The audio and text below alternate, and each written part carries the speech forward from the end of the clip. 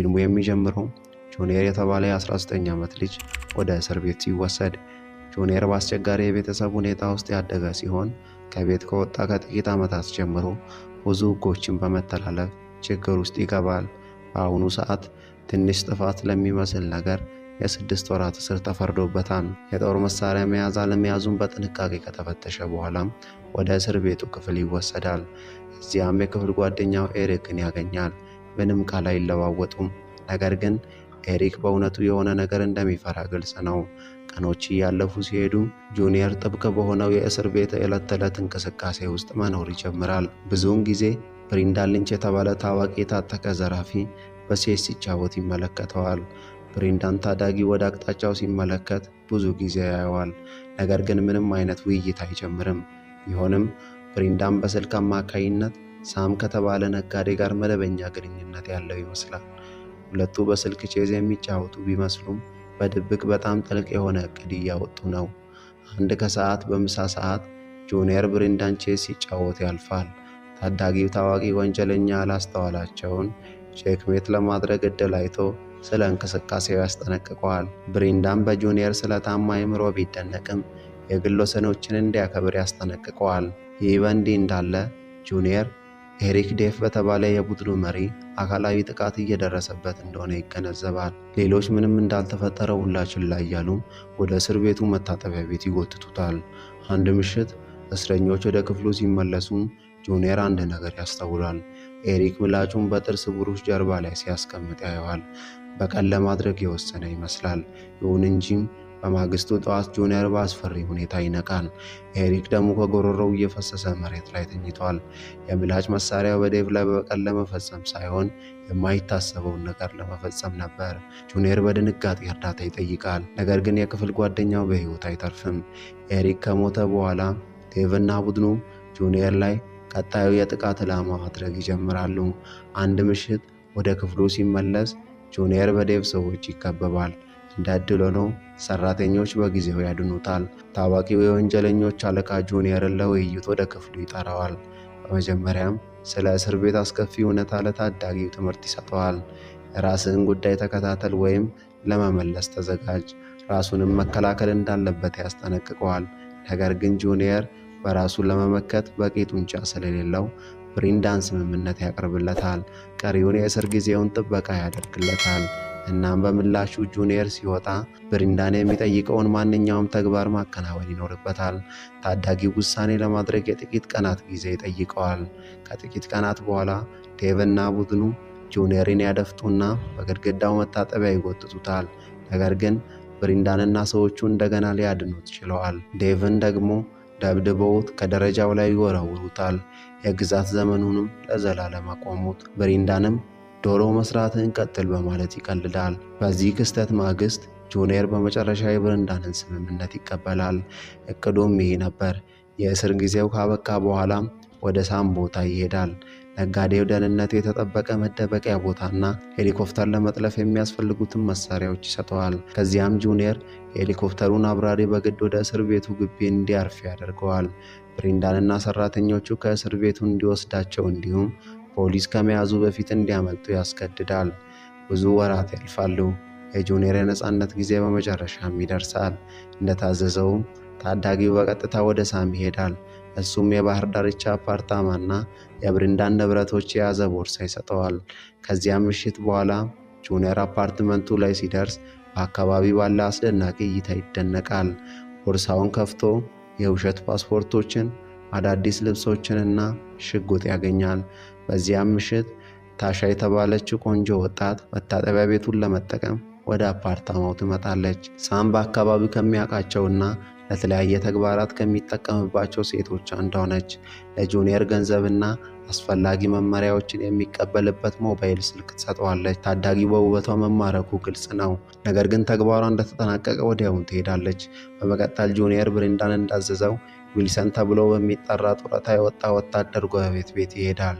ከዊልሰን የተለያዩ የላቁ የጥቃት መሳሪያዎችን ያገኛል። እንዴት እንደሚጠቀምባቸውም አጭር ትምህርት ካስተማረው በኋላ ጁኒየር የሄሊኮፕተር በረራዎች ወደሚዘጋጁበት አካባቢ የጉብኝት ኤጀንሲ ሄደው ጉብኝት ያስይዛል። በበረራውም መካከል ከቦርሳውም ሽጉጥ አውጥቶ አብራሪ ወደ እስር ቤት እንዲያመራ ያስገድደዋል። ይህ በእንዲህ እንዳለ ብሬንዳን፣ ስተርሎ እና ኤምቪ ጊዜያዊ ቢላዋ በመጠቀም የእስር ቤት ጠባቂዎችን አግተው ይይዛሉ። ዋናውን በር እንዲከፍቱ ያስገድዳሉ። ከዚያም ይሮጣሉ። ብዙም ሳይቆይ ጁኒየር ሄሊኮፕተሩን ይዞ ይደርሳል። እናም ሁሉም በፍጥነት ይሳፈራሉ። ረጅም ርቀት በረሩ። በመጨረሻም የሳም መኪና በሚጠብቃቸው የማዕድን ማውጫ መሃል አረፉ። አብራሪውን ሳይጎዱ ወደ መኪናው ገብተው ከቦታው ይሸሻሉ። ሳም ወደ አዘጋጀው ደህንነቱ የተጠበቀ ቤት በሚወስደው መንገድ ላይ ቡድኑ ፈጣን ምሳ መመገብ ይፈልጋል። ኤምቪ መክሰስ ለመግዛት ሲገባ የሬዲዮ ስርጭት የእስር ቤት ማምለጫቸውን ዜና ዘገበ። ዘጋቢው የእያንዳንዱን ስምና ወንጀል አንድ በአንድ ይዘረዝራል። እነሱም በጣም በሚጠሉት ሁኔታ ኤምቪ ከዓመታት በፊት የትምህርት ቤት ልጃገረድ በማጥቃት ወንጀል እንደፈጸመ አወቁ። ስተርሎና ብሬንዳን ኤምቪ ይህንን እውነታ ከነሱ በመደበቁ ተበሳጩ፣ እናም ተጸየፉት። ስለዚህም ወደ መኪናው ሲመለሱ ብሬንዳን በጭካኔ ደብድቦ ራሱን ስቶ እንዲወድቅ ያደርገዋል። የተቀሩት ሦስቱ ከዚያም ነድተው ብዙም ሳይቆዩ የሳም የባህር ዳርቻ አፓርታማ ደረሱ።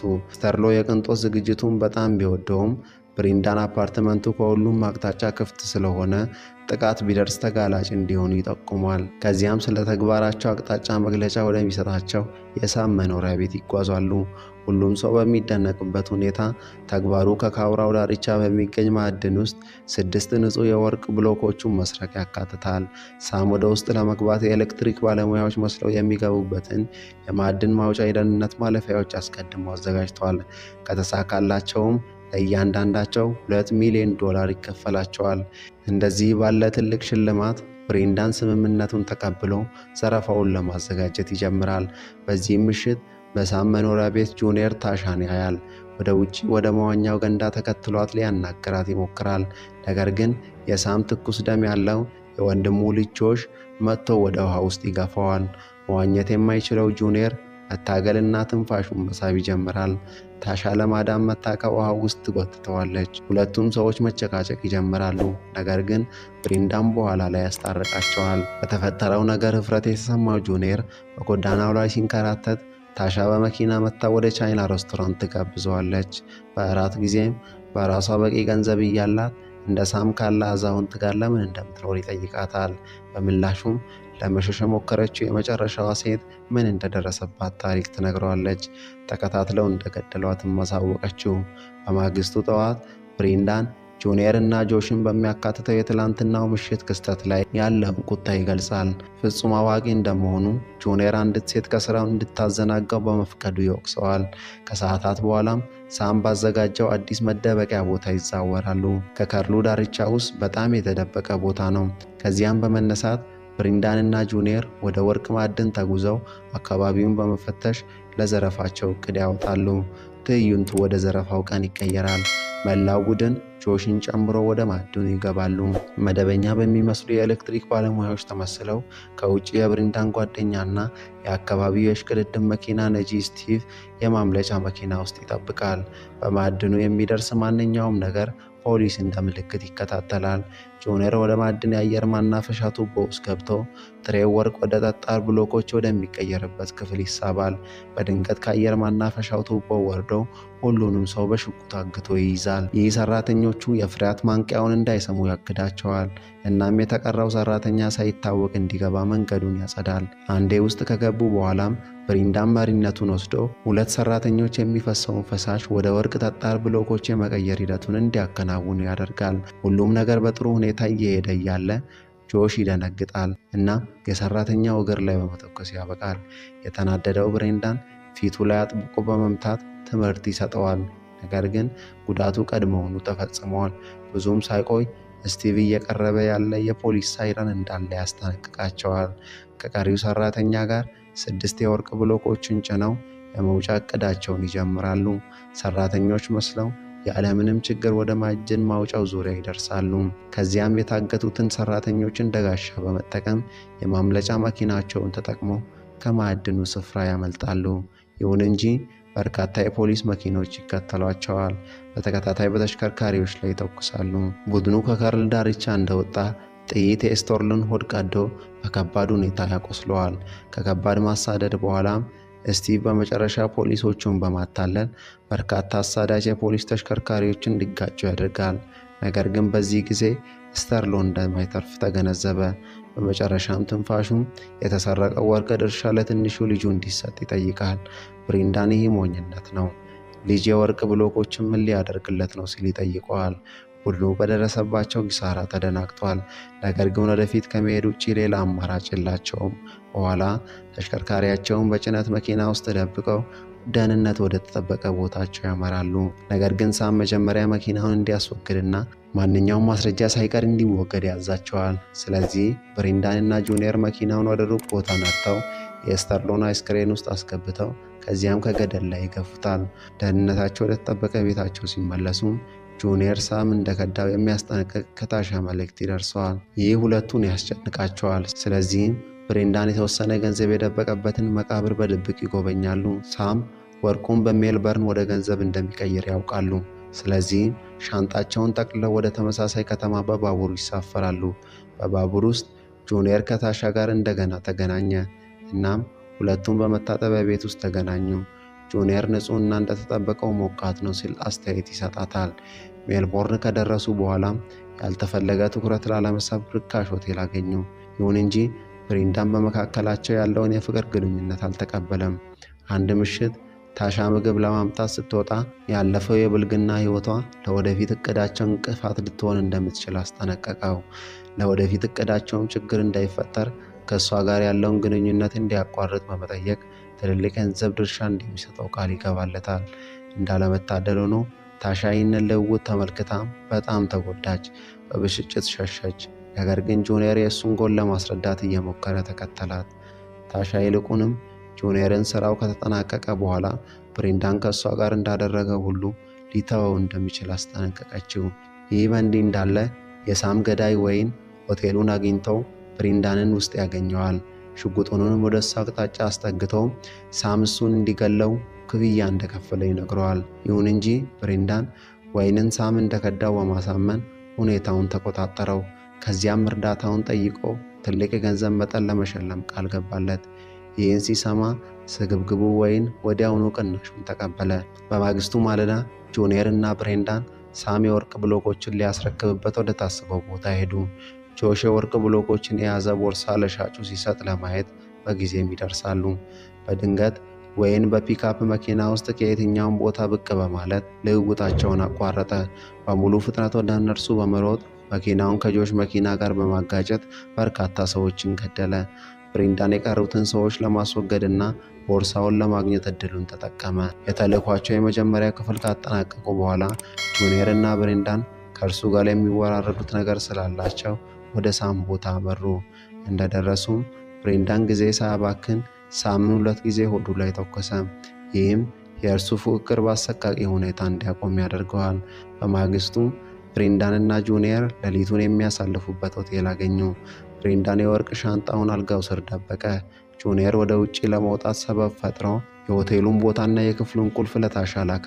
ሁለቱ ከዚያም አገሩን ለዘላለም ለመልቀቅ እቅድ ይዘው ጀልባ ገዙ።